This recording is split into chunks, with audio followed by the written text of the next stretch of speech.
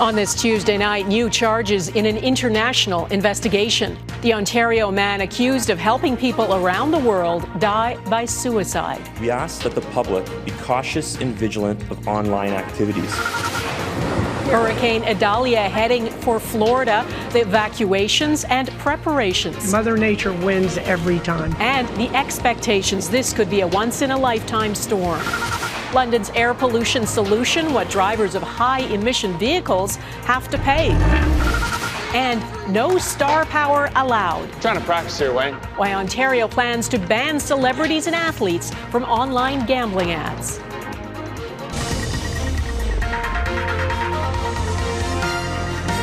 Global National with Donna Friesen. Good evening and thanks for joining us. There are developments in the ongoing investigation of a Toronto man accused of supplying a lethal substance to people at risk of self-harm. 12 new charges have been laid against 57-year-old Kenneth Law, who was first arrested back in May, accused of counselling or aiding suicide. Investigators allege Law ran a number of websites offering equipment and substances to help people end their lives, and that he sold hundreds of products to people in about 40 countries. Eric Sorensen reports on the complex international investigation, and a warning his story includes discussion of suicide. Just days after appearing in court on 2 counts of counselling or aiding suicide, Kenneth Law has now been charged in the deaths of 12 more Ontario residents. Police say the 12 were all young men or women aged 16 to 36. We will not tolerate criminal actions by those who prey on vulnerable individuals in our communities, and we will hold those responsible accountable. I expect what we're going to find is that people coached my son to take his own life. They encouraged him to do it. Tom Parfet's son died by suicide, he believes, after buying sodium nitrite from Kenneth Law online.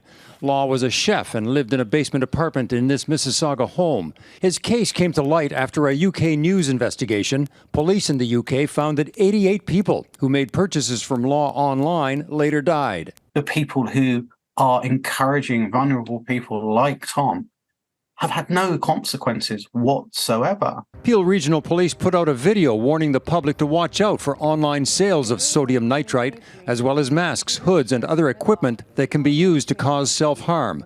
Police also identified several online companies they believe Law operated. We saw a real spike in Ontario of people dying. Tyler Hickey co-authored research 3 years ago that showed suicides from sodium nitrite increasing in Ontario.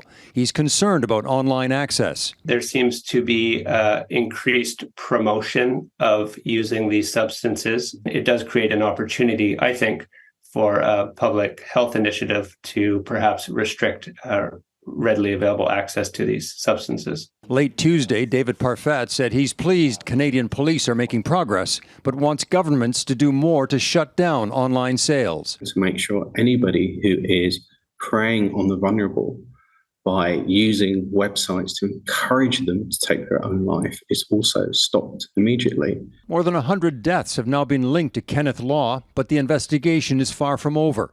Police believe Law sent about 160 packages in Canada and more than 1,200 packages in all to some 40 countries. Eric Sorensen, Global News, Toronto. If you or someone you know needs help, you can call Talk Suicide Canada. The number is 1-833-456-4566. Support is available every day, 24 hours a day. Preparations are in full swing along Florida's Gulf Coast for Hurricane Idalia. It is now rapidly intensifying after it lashed Cuba. The outer bands of the monster storm have already hit the Florida Keys, and as it strengthens, forecasters warn of life-threatening storm surges tonight and into Wednesday. This is what Idalia looks like from space. State officials say they are ready and they're bracing for landfall on Wednesday. Jennifer Johnson reports. Idalia is barreling toward Florida's northwest coast, and hurricane-weary residents are preparing for the worst. In Hurricane Irma, we lost our entire house. I was 8 months pregnant and came home to no house at all. Florida's governor has declared a state of emergency in dozens of counties. Idalia is expected to slam into the Sunshine State as a Category 3 hurricane, packing heavy winds and potentially catastrophic storm surges up to 3.5 meters. If you're there in that storm surge, you're putting your life in jeopardy. Tampa's airport has already closed. Businesses are boarding up. Residents are stocking up on sandbags to protect their properties. Idalia is threatening millions 11 months after Hurricane Ian devastated the Gulf Coast, causing over $110 billion in damages. Many here are still rebuilding from that nightmare. My concern right now is, will my home withstand the storm? Search and rescue teams from other states, including New Jersey, are already on their way south. We're trained, we're prepared, we're ready to go at a moment's notice. Local officials are preparing for widespread power outages and water rescues while encouraging residents to get out and move to higher ground before it's too late. The one consistent response from everyone who made the decision to stay is that I will never do that again. So understand that Mother Nature wins every time. President Joe Biden spoke with Florida's Governor Ron DeSantis, a potential 2024 presidential opponent, approving federal emergency disaster funds for the state. Very few people can survive being in the path of major storm surge, and this storm will be deadly if we don't get out of harm's way and take it seriously. After making landfall in Florida, a weekend Idalia is forecast to move east to Georgia, now also under a state of emergency, and then on to the Carolinas before heading out to sea early Friday. Jennifer Johnson, Global News, Washington. In the Atlantic, Hurricane Franklin is barreling towards Canada's east coast. The entire province of Nova Scotia is now under a rainfall warning. As much as 80 millimeters of rain could fall overnight, and tomorrow the intense storm could kick up dangerous surf and rip currents. In Hay River, Northwest Territories, a dangerous wildfire still looms over the town. There have been some harrowing escapes, such as Kathy McBrien, an essential worker who had stayed back to help. The fire came barreling towards me this way, and we just got out. Basically ran for our lives. That's how only way I can describe it. Thick smoke is hampering firefighting efforts from the sky. Temperatures are near 30 degrees. A heat warning is in effect. It's hotter there than in Vancouver, and there are fears hundreds of wildfires could explode. Heather Yourex-West on the situation in the Northwest Territories. In the evacuated city of Yellowknife, empty streets have brought a new safety concern. As displaced wildlife take refuge in the capital, displaced residents, some temporarily living in Calgary, wonder when they too can return. How much longer are you prepared to stay away from your home? Not much longer. You know, this is not Yellowknife. You know, it's a big place. It's nice to shop and everything. And but easy to get lost. Officials say the fire that once seemed certain to reach Yellowknife is now mercifully being held. But it will not be easy to bring more than 20,000 residents back home. It was a monumental task to get everyone out, and it's going to require a thoughtful and staged approach to bring everyone back. The government says it's planning for essential staff to be able to return to the community. The risk to the city reduced, but not completely gone. These fires are not likely to spread beyond their existing boundaries as long as conditions on the ground do not change. It came down this way. A sudden shift in the wind was all it took last Friday to nearly take Kathy McBrien's Hay River property out. Beachfront facing Great Slave Lake, the essential worker believed the water would keep them safe. But when the wind sent the flames racing towards them, they could only run for their lives. I really, honestly, my husband and I believed in our heart and soul we lost everything. I couldn't understand how our property and our homes could survive what was coming. It was terrifying. The fire reached their driveway, but because of firefighters, their home was ultimately saved. And Tuesday, a shift in the wind sent the fire back burning on itself. A chance to recover and regroup, with more scorching temperatures to come. Heather Yourex-West, Global News, Calgary. All the wildfires and the extreme weather have focused attention on climate change, but some people feel the need to go to dramatic lengths to make their point. At the National Gallery in Ottawa today, a man smeared paint on a Tom Thomson painting. Thompson was a legendary artist who loved the wilderness, and defacing one of his works has left a lot of people puzzled. Mackenzie Gray reports. How much longer are we going to allow our governments to be beholden to the whims of the fossil fuel industry? It's the latest act in a trend of eco-vandalism. This time in Ottawa's National Gallery, a 108-year-old Tom Thomson piece splattered with paint. Fossil fuel industries are destroying the work of art that is our planet. The culprit, Caleb Sudfeld of Langley, BC. His group, On to Ottawa, informed Global News minutes before the incident that he was protesting a lack of a national wildfire fighting service. If I was just yelling on the sidewalk, you wouldn't care. You wouldn't be filming me. So that's why we do this, and that's why we're going to continue to do this. Tactics that have drawn condemnation from artists. I understand the passion that people have, especially as half the country seems to be on fire at the moment, but it's not the way to go about it. From the fall colors in Algonquin came somber elegies like Northern River.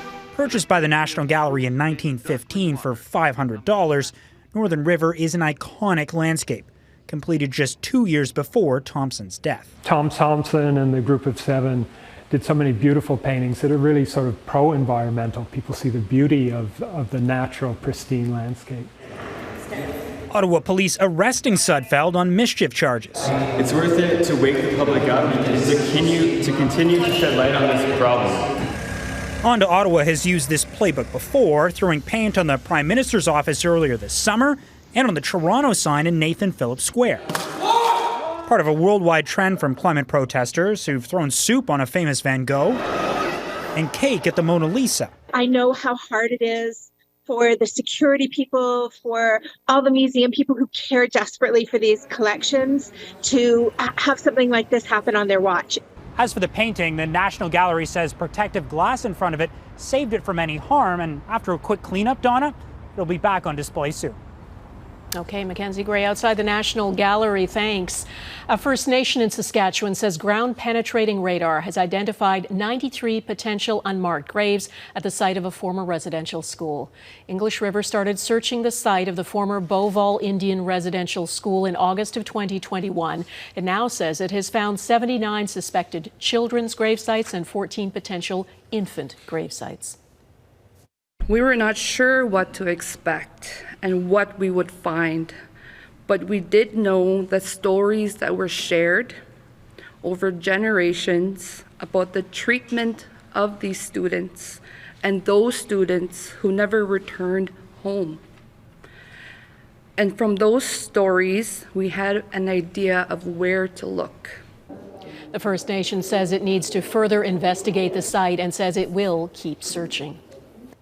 Ontario Premier Doug Ford is considering returning land to the Greenbelt after some owners quietly put it up for sale. The Premier's office says the owners listed 2 properties for sale in Ajax, despite agreeing to use the land to build new homes. They claim they don't have the development experience to meet the province's housing objectives. Ford says the government is looking at all options. Nearly 3,000 hectares have been removed from the Greenbelt for development. The province's Auditor General determined the government deal was heavily influenced by developers who stand to make billions. A plan to reduce pollution from vehicles in London, England has expanded. An extra 5 million Londoners will now be subject to a levy to drive in the British capital if their cars don't meet emission standards.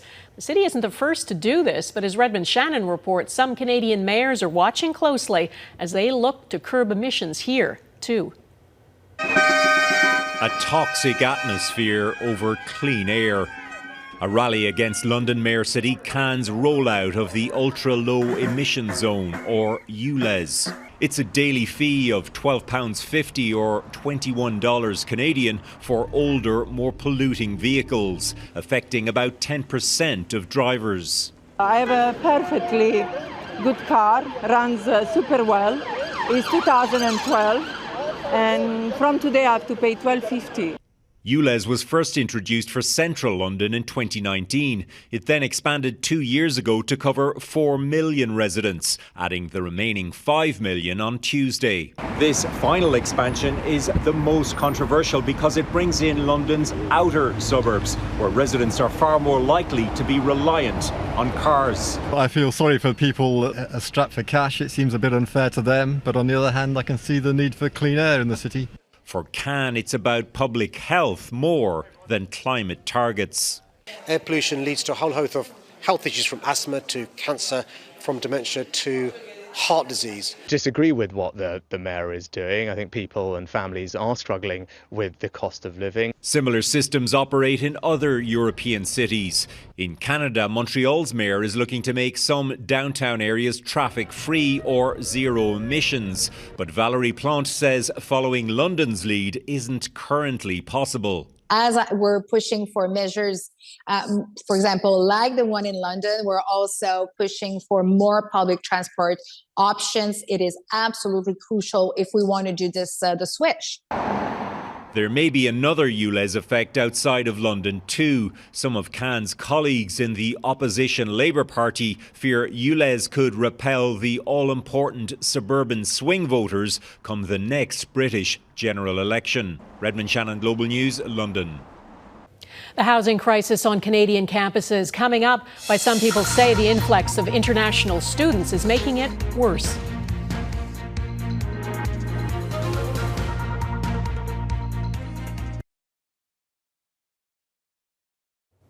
Never before has Canada had so many international students enrolling at universities here. 900,000 are expected this year. They pay much higher tuition than domestic students, sometimes as much as 9 times more, and universities depend on that cash.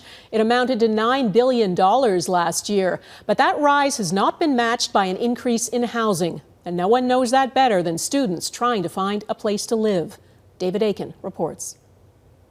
My name is Joyson Leeton D'Souza. For this international student from India, I feel it's very difficult at this point to find a house in a very short span of time. In terms of housing. Or these students from Canada. My brother wanted to go this year, couldn't get into residence, had to defer. So I think there's absolutely issues for sure. There's no avoiding the housing crisis. To fix it, some think Canada should reduce the number of international students it accepts every year. And while Canada's colleges and universities increasingly rely on the high tuition fees those students pay in order to replace declining public funding, they reject the idea of focusing exclusively on international students. I think it's a little unfair. I think it's very unfair to suggest that it's the international students is the cause of the issue. The cause of the issue is a lot of other things, including, high inflation rates, low supply. The opposition Conservatives say foreign student visas should be tied to available housing. We will fix what Trudeau broke in the international student program to ensure that when students arrive, they have homes, jobs, health care. Business school professor Mike Moffat briefed Prime Minister Justin Trudeau and his ministers at the recent cabinet retreat, and Moffat says the Trudeau government could help build more student housing today by resurrecting a Harper-era 2009 program. There was a funding model where basically the federal government put some money in a pot, the provinces matched, the college or university put in some money. There's no reason they couldn't do something like that again. And in fact, many universities say that 15-year-old Stephen Harper-era program, that would be a great solution, that they have approved shovel-ready projects to build more student housing. They just need a little federal cash. Donna. Okay, David Aiken in Ottawa, thanks. Still ahead, what doctors in Australia discovered and removed from a woman's brain.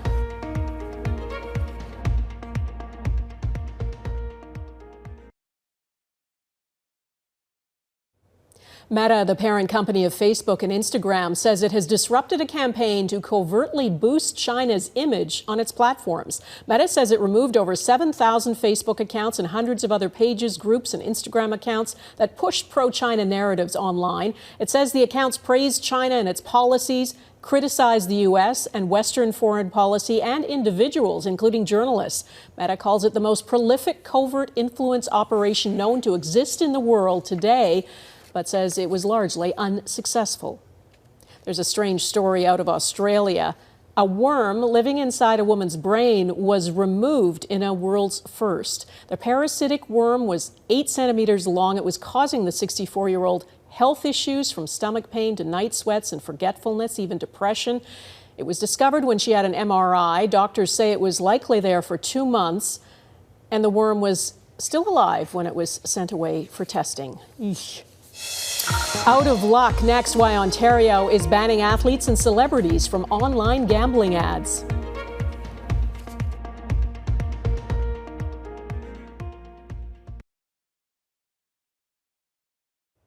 Ontario plans to ban athletes and celebrities from online gambling ads. You see them everywhere now. And as Mike Armstrong explains, the province says having famous people on the front benches for betting companies may be having an effect on children and problem gamblers. With every tap, a new legend is born. It may be one aspect of internet gambling experts didn't see coming.